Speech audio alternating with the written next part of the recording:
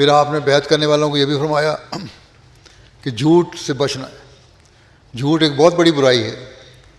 اللہ تعالیٰ قرآن کریم میں فرماتا ہے کہ فاجتنبوا الرجس من الاوثان واجتنبوا قول الزور، یعنی بتوں کی پلیدی سے اعتراض کرو اور جھوٹ کہنے سے بچو.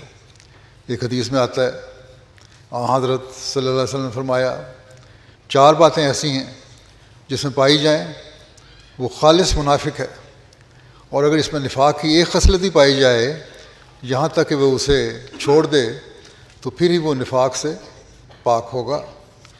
اور 4 باتیں یہ ہیں. نمبر 1 کہ جب وہ گفتگو کرتا ہے تو کس بیانی سے کام لیتا ہے، یعنی اپنی باتوں میں جھوٹ ملا رہا ہوتا ہے.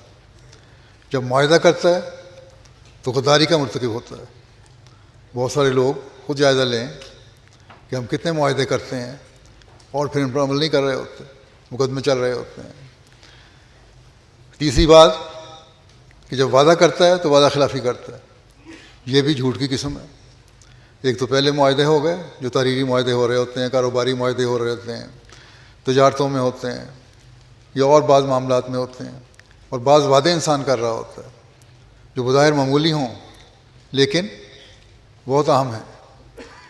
دونوں ہی ایسی چیزیں ہیں جو منافقت کی طرف لے جاتی ہیں.